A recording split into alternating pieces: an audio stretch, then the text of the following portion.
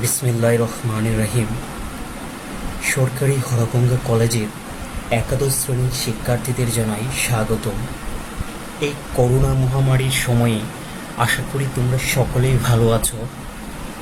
তোমরা জানো, দুর্যোগের কারণে শ্রেণীভিত্তিক পাঠদান ব্যাহত হচ্ছে, আর তোমাদের পড়াশোনার গতিকে অব্যাহত করার প্রক্রিয়া হিসাবে এই অনলাইন ক্লাসের ব্যবস্থা করা হয়েছে, যাতে তোমরা তোমাদের পড়াশোনার গতিকে ধরে রেখে চালিয়ে যেতে পারো এবং উপকৃত হতে পারো। আজকে তোমাদের সাথে আলোচনা করব বাংলা প্রথম পত্রের সেই হাউসান হাবিবের সেই অস্ত্র কবিতাটি। নিচে একটি ছবি দেখতে পাচ্ছ, ছবিটি হচ্ছে হাউসান হাবিবের। 50-এর দশকের আধুনিক কবিদের মধ্যে অন্যতম ছিলেন আহসান হাবিব। ব্যক্তিগত অনুভূতি, অভিজ্ঞতা, যুক্তি বিচারের আলোকে এক সুগভীর জীবন ঘনিষ্ঠ আশাবাদী চেতনায় তার কবি প্রতিভার মূল স্বরূপ। সেই অস্ত্র কবিতাটি তার একটি বিখ্যাত কবিতা। তার কবিতার বিষয়বস্তু ছিল বস্তুনিষ্ঠতা ও বাস্তব জীবনবোধ, গ্রামীণ ঐতিহ্যমণ্ডিত বাস্তবতা, মধ্যবিত্ত মানুষের জীবন সংগ্রামী চেতনা ও সমকালীন যোগ যন্ত্রণা শিল্পসম্মতভাবে তাঁর কাব্যে পরিস্ফুট হয়েছে। কবি পরিচিতি। হাউসান হাবিব 2 জানুয়ারি 1917 সালে ফিরোজপুর জেলার শঙ্করপাশা গ্রামে জন্মগ্রহণ করেন। তাঁর পেশা ছিল সাংবাদিকতা। 1964 সালে দৈনিক বাংলা, তৎকালীন নাম দৈনিক পাকিস্তান, পত্রিকার সাহিত্য সম্পাদক হিসাবে যোগদান করেন এবং আমৃত্যু তিনি সেই পত্রিকার সাথে জড়িত ছিলেন। তিনি 10 জুলাই 1985 সালে মৃত্যুবরণ করেন। তাঁর প্রথম প্রকাশিত কাব্য রাত্রি শেষ, যা প্রকাশিত হয়েছিল 1947 সালে। তার অন্যান্য কাব্যগ্রন্থসমূহ ছায়া হরিণ, সারা দুপুর, আশায় বসতি, মেঘ বলে, চৈত্রে যাব, দুহাতে দুই, আদিম পাথর, বিদীর্ণ দর্পণের মুখ প্রভৃতি। তাঁর উপন্যাসসমূহ অরণ্যের নীলিমা, রানীখালের সাঁকু, জাফরানি রং পায়রা। শিশুতোষ গ্রন্থসমূহ ছোটদের পাকিস্তান, বৃষ্টি পড়ে টাপুর পুকুর। সেই অস্ত্র কবিতাটি হাউসান হাবিবের বিদীর্ণ দর্পণের মুখ কাব্যগ্রন্থ থেকে সংকলন করা হয়েছে। সেই অস্ত্র কবিতাটি অন্তমিলহীন অক্ষরবৃত্ত ছন্দে রচিত। এখন আসা যাক কবিতায়। কবিতার নাম সেই অস্ত্র। আমাকে সেই অস্ত্র ফিরিয়ে দাও, সভ্যতার সেই প্রতিশ্রুতি। এখানে শুরুতে আছি সভ্যতা শব্দের অর্থ কী। সভ্যতার আভিধানিক অর্থ হচ্ছে শিষ্টতা, সামাজিকতা, মার্জিত রুচিবোধ ও ব্যক্তিত্ববোধ সম্পন্ন চালচলন। শিল্প, সাহিত্য, বিজ্ঞান, দর্শন প্রভৃতি বিষয়ের অনুশীলন ও সে অনুযায়ী জীবনযাপন। ভালোটাকে গ্রহণ করে মন্দটাকে বর্জন করে ধীরে ধীরে গড়ে ওঠার সমাজ ব্যবস্থার নামই হচ্ছে সভ্যতা। সেই সভ্যতার প্রতিশ্রুতি ছিল সেই অস্ত্র। তাহলে সেই অস্ত্র শব্দের অর্থ কী? আমরা নিচের লাইনে তার সুস্পষ্ট ব্যাখ্যা পাব। সেই অমোঘ অনন্য অস্ত্র আমাকে ফিরিয়ে দাও। অমোঘ শব্দের অর্থ হচ্ছে অব্যর্থ, অর্থাৎ স্বার্থ, যা কখনো ব্যর্থ হয় না। অনন্য শব্দের অর্থ হচ্ছে একক ও অদ্বিতীয়। তার মানে সেই অস্ত্র হচ্ছে এমন একক অদ্বিতীয় সার্থক অস্ত্র, যা মানুষের মধ্যে ধারণ করতে পারলে সে কখনোই ব্যর্থ হবে না। তার মানে আমরা কি সেই অস্ত্রের অর্থ বুঝতে পারছি?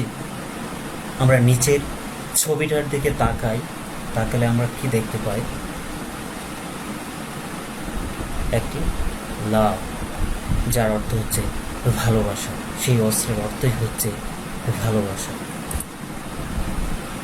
আমাকে সেই অস্ত্র ফিরিয়ে দাও, যে অস্ত্র উত্তোলিত হলে পৃথিবীর যাবতীয় অস্ত্র হবে আনত। এখানে কবি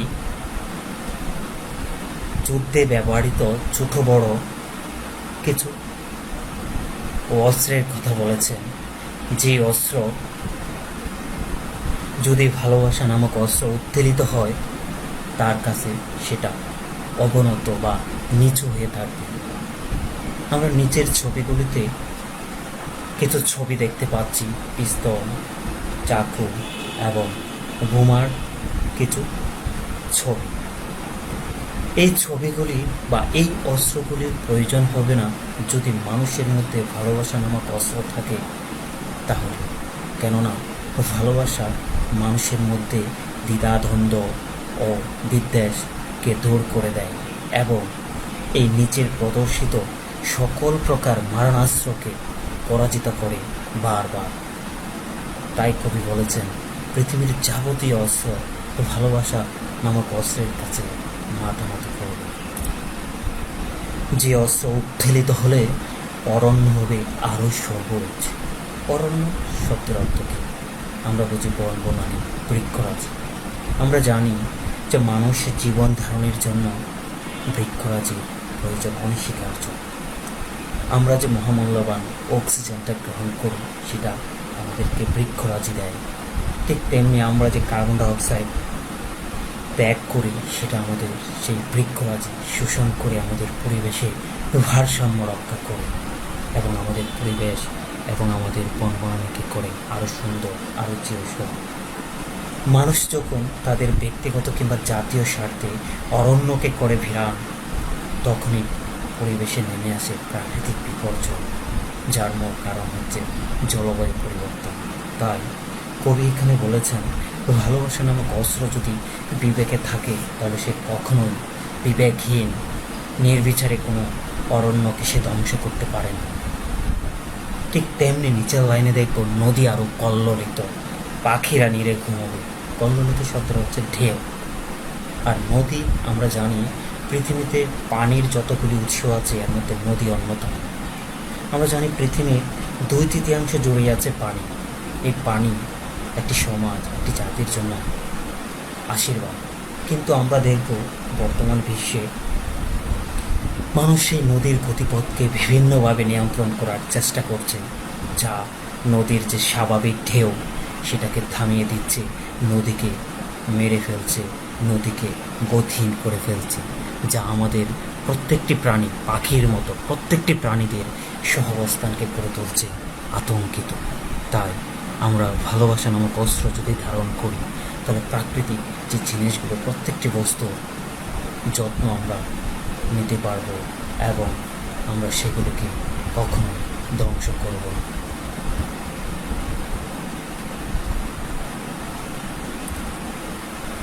যে অস্ত্র উত্তেলিত হলে ফসলের মাঠে আগুন জ্বলবে না, খা খা করবে না গৃহস্থালী, সেই অস্ত্র আমাকে ফিরিয়ে দাও। এখানে ফসলের মাঠে আগুন জ্বলবে না শব্দের অর্থ দিয়ে কবি এখানে বর্তমান বিশ্বে কিছু ছোট বড় ক্ষেপণাস্ত্রের কথা বুঝিয়েছেন, যেগুলি আজকে পারমাণবিক শক্তিধর দেশসমূহ এক দেশ থেকে অন্য দেশে আক্রমণ চালায়। আর সেই পারমাণবিক অস্ত্রের সেই বিস্ফোরণসমূহ যে কৃষি জমির ওপর পড়বে, সেই কৃষি জমি হয়ে উঠবে অনুর্বর। সেই জমি কখনোই ফসল ফলানোর যোগ্য হবে না। ঠিক তেমনি খা খা করবে না গৃহস্থালী শব্দের অর্থ দিয়ে বোঝানো হচ্ছে, যুদ্ধ মানেই ধ্বংস, যুদ্ধ মানেই অশান্তি, যুদ্ধ মানেই মানুষকে করবে গৃহহারা, যুদ্ধ মানেই মানুষকে করবে দেশ ছাড়া। অর্থাৎ কোনো যুদ্ধই কোনো শান্তি ফিরিয়ে আনতে পারে না। তাই যুদ্ধের ভয়াবহতাকে উপলব্ধি করে আমরা যেন ভালোবাসা নামক অস্ত্রকে হৃদয়ে ধারণ করে যুদ্ধকে পরিহার করতে পারি, তার প্রতি আহ্বান জানিয়েছেন আমাদের কবি আহসান হাবীব। যে অস্ত্র ব্যর্থ হলে নক্ষত্র খচিত আকাশ থেকে আগুন জ্বলবে না মানব বসতির বুকে। এখানে ব্যর্থ শব্দের অর্থ হলো ছড়িয়ে দেওয়া, আর নক্ষত্র খচিত আকাশ থেকে আগুন শব্দের অর্থ বলতে আমরা বোঝাই বর্তমান বিশ্বে পারমাণবিক শক্তিধর দেশসমূহ আকাশ থেকে তারা পারমাণবিক বোমা নিক্ষেপ করে।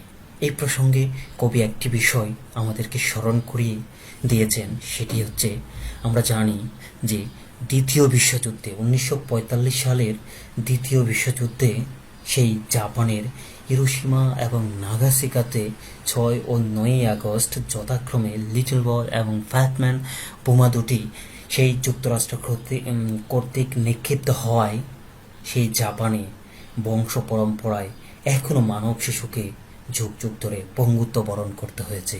তাই মানব বসতির বুকে যেন সেই যুগ যুগ ধরে কোনো ক্ষতচিহ্ন বয়ে বেড়াক, সেটা কখনোই কোনো মানুষ প্রত্যাশা করে না। তাই কবি এখানে আহ্বান জানিয়েছেন, আমরা যদি ভালোবাসার সম্প্রীতির বন্ধনে একে অপরকে জড়াতে পারি, তাহলে কখনোই আমাদের এইসব অস্ত্র বা এইসব যুদ্ধের প্রয়োজন হবে না। আমরা শান্তিতে এই পৃথিবীতে বসবাস করতে পারব। মুহূর্তের অগ্নুৎপাত লক্ষ লক্ষ মানুষকে করবে না পঙ্গু বিকৃত, আমাদের চেতনা জুড়ে তারা করবে না আর্তনাদ। আমরা জানি পঙ্গু বিকৃত মানে মানুষকে বিকলাঙ্গ করে দেওয়া। কোনো যুদ্ধ, কোনো মারামারি, কোনো হানাহানি কোনো মানুষকেই সুস্থ রাখতে পারে না, অর্থাৎ দুপক্ষরেই পঙ্গুত্ব বরণ করতে হয় অনেককেই। তাই কবি এখানে আহ্বান জানিয়েছেন, আমরা সেই ভালোবাসা নামক অস্ত্র দ্বারা কোনো প্রকার মারামারি, দ্বন্দ্ব, হানাহানি কিংবা যুদ্ধে যেন লিপ্ত না হই। আমরা মানব জাতিকে যেন পঙ্গুত্ব বরণ করতে বাধ্য না করি, এবং আমরা যেন সেই মানুষের সেই পঙ্গুত্বের আর্তনাদ যেন শুনতে না হয়। তাই সবাইকে ভালোবাসা নামক অস্ত্রটা হৃদয়ে ধারণ করা প্রয়োজন। সেই অস্ত্র, যে অস্ত্র উত্তোলিত হলে বারবার বিধ্বস্ত হবে না ট্রয় নগরী। আমরা জানি প্রাচীন গ্রিসের স্থাপত্যকলায় নন্দিত এক শহরের নাম ট্রয়। মানুষের মধ্যে হিংসা, বিদ্বেষ, ঈর্ষা এবং দম্ভের কারণে পৃথিবীর ইতিহাসে ভার বিধ্বস্ত হয়েছে এই ট্রয় নগরী। আমরা জানি সেই একটি নারীর ভালোবাসাকে মূল্য দিতে গিয়ে সার্বজনীন ভালোবাসাকে সেখানে বিসর্জন দেওয়া হয়েছিল, যার পরিণামে সেই ট্রয় নগরীর ধ্বংসযজ্ঞ আসন্ন হয়ে উঠেছিল। তাই এখানে কবির আহ্বান যে আমরা একক স্বার্থে ভালোবাসা নামক অমুক অস্ত্রকে ব্যবহার না করে সার্বজনীন সকলের স্বার্থে সেই ভালোবাসা নামক অমুক অস্ত্রকে যদি ব্যবহার করি, তাহলে সেই ট্রয় নগরীর মতো কোন নগরীকে ধ্বংসযজ্ঞে পরিণত হতে হবে না, এবং মানুষ মানুষের মধ্যে সম্প্রীতির বন্ধনে আবদ্ধ হবে। এটাই আমাদের দৃঢ় বিশ্বাস। আমি সেই অবিনাশী অস্ত্রের প্রত্যাশী যে ঘৃণা, বিদ্বেষ, অহংকার এবং জাত্যাভিমানকে করে বারবার পরাজিত। এখানে অবিনাশী শব্দের অর্থ হচ্ছে যার কোনো ক্ষয় নেই, যার কোনো নিঃশ্বাস নেই। অর্থাৎ কবি এখানে এমন একটি অস্ত্রের প্রত্যাশা করেছেন, সেই ভালোবাসা নামক অমুক অস্ত্র, যেটা যতই বিলিয়ে দেওয়া হবে তার কোনো শেষ হবে না, সেটা যতই বিতরণ করা হবে তার কোনো নিঃশেষ হবে না, এবং সেই একমাত্র অবিনাশী অমোঘ ভালোবাসা অস্ত্র যেটা মানুষের মধ্যে ভেদাভেদ কিংবা ঘৃণা, বিদ্বেষ এবং অহংকার দূর করতে পারে। আর জাত্যাভিমান শব্দের অর্থ হচ্ছে যে জাতি কোনো যুক্তি ছাড়াই নিজেকে সর্বশ্রেষ্ঠ জ্ঞান করার অহংকারী মনোভাব পোষণ করে। অর্থাৎ যে জাতি কখনোই অন্যকে বড় মনে করে না, অন্যদেরকে সবসময় ছোট মনে করে, অর্থাৎ সেই জাতিরা সবসময় ভালোবাসা নামক অস্ত্রের কাছে পরাজিত হবে এবং পরাজিত হতে বাধ্য। যে অস্ত্র আধিপত্যের লোভকে করে নিশ্চিহ্ন, যে অস্ত্র মানুষকে বিচ্ছিন্ন করে না, করে সমাবিষ্ট। এখানে বোঝানো হচ্ছে সেই অমোঘ ভালোবাসা নামক অস্ত্র কখনো লোভ, লালসা লিপ্ত হয় না, বরং লোভকে করে দেয় ছিন্ন ভিন্ন। যে অস্ত্র মানুষের মধ্যে কোনো ভেদাভেদ তৈরি করে না, মানুষকে একজনের কাছ থেকে আরেকজনের দূরে সরিয়ে রাখে না, মানুষকে করে সমবেত, একত্রিত, সেই অমোঘ ভালোবাসা নামক অস্ত্রটি আমাদের বিশ্বাস করতে হবে এবং ধারণ করতে হবে যে একমাত্র সেই ভালোবাসা নামক অস্ত্রটি মানুষকে সম্প্রীতির কিংবা অসাম্প্রদায়িক চেতনায় মানুষকে সম্প্রীতির বন্ধনে আবদ্ধ করতে পারে। সেই অমোঘ অস্ত্র ভালোবাসা পৃথিবীতে ব্যক্ত করো।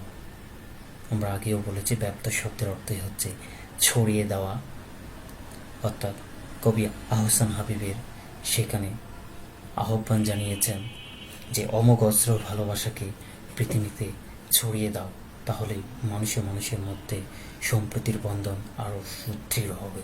নিচের একটি ছবিতে আমরা দেখতে পাচ্ছি যে ভালোবাসার বন্ধন কত শক্তিশালী হয়। আশা করি তোমরা সেই অস্ত্র কবিতাটির মূল বিষয়বস্তু কিছুটা হলেও উপলব্ধি করতে পেরেছ। সবাইকে ধন্যবাদ। ঘরে থাকো, ভালো থাকো, অন্যকে নিরাপদে রাখো।